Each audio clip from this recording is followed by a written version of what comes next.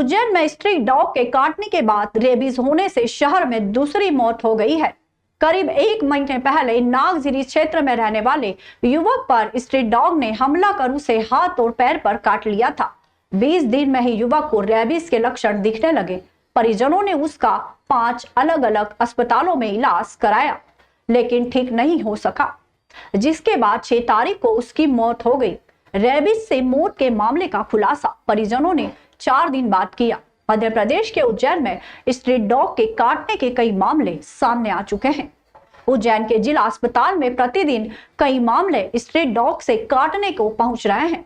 ऐसे ही उज्जैन के नागरिक क्षेत्र के रहने वाले गणेश नगर में रहने वाले सोनू शर्मा को 21 दिन पहले स्ट्रीट डॉग ने काट लिया था। ऑटो चालक मनोज शर्मा के बड़े बेटे सोनू शर्मा फैक्ट्री में काम करता था। सुबह जल्दी नागजिरी से क्रॉस होकर जा रहा था। इस दौरान वहीं के स्ट्रीट डॉग ने उसे काट लिया। शासकीय जिला अस्पताल में सोनू इंजेक्शन भी लगवाया था। करीब 20 दिन बाद सोनू की तबीयत बिगड़ने लगी। उसे उज्जैन के अमलतास पुष्पा मिशन सहित इंदौर के एमवाय अस्पताल भी ले गए, लेकिन जान नहीं बच सकी। 6 सितंबर को उसकी मौत हो गई। पिता मनोज शर्मा ने जानकारी देते हुए बताया कि 20 दिन बाद ही सोनू हवा और पानी से डरने लगा था। मुंह से लार टपकने लगी थी। हम उसे लेकर सिविल अस्पताल पहुंचे। वहां पता चला कि वह रेबीज से संक्रमित हो चुका है।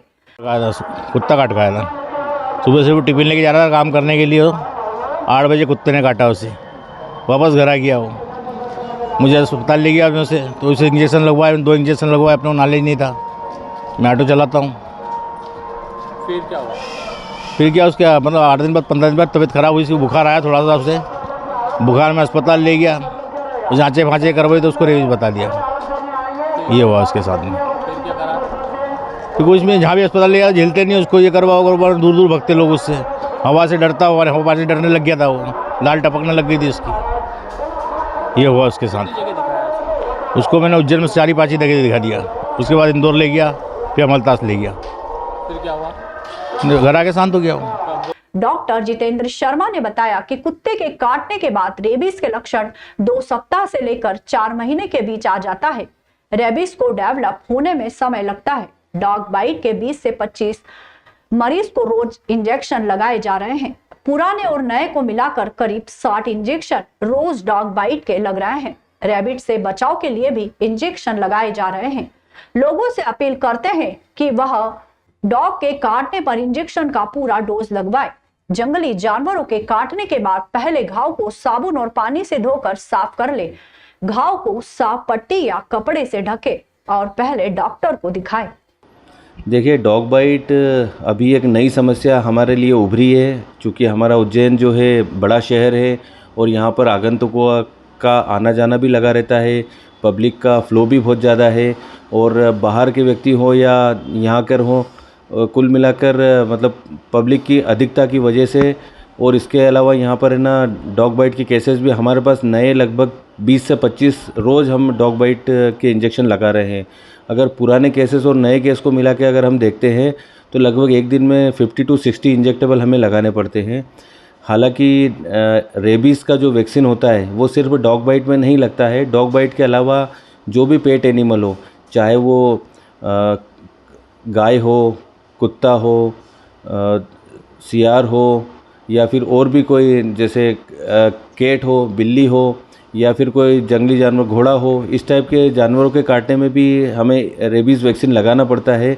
जनरली अभी हमारे पास जो हमारे विभाग में जो एक रेबीज़ का हमने एक अलग से सेक्शन बना दिया है एंटी रेबीज़ वैक्सीनेशन के लिए। तो जनरली हम 2 कैटेगरी में वैक्सीनेशन करते हैं कि अगर सुपरफिशियल 1st डिग्री का कोई इन्फेक्शन होता है या बाइट होता है तो उसमें हम ARV लगाते हैं, एंटी रेबीज़ वैक्सीन।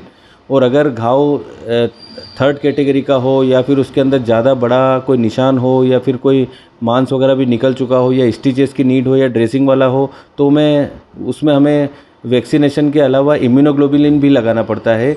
हालांकि रेबीज़ एक पूरी प्रिवेंटेबल बीमारी है, उसको हम बिल्कुल हमारे इंजेक्टेबल प्रोसीजर से उसको हम रिजॉल्व कर सकते हैं।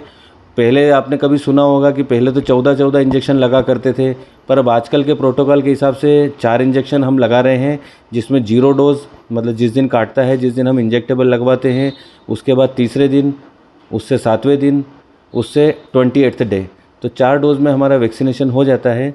और हम इंट्राडर्मली लगाते हैं। जब पेशेंट वैक्सीनेशन कराने के लिए आता है तो उसमें हम उनके दोनों शोल्डर के पास में जो डेल्टॉइड मसल्स होती है वहाँ पर वैक्सीनेशन लगाते हैं। तो ऐसे करके 8 प्रिक लगते हैं और इससे पूरी तरीके से क्योर हो जाता है।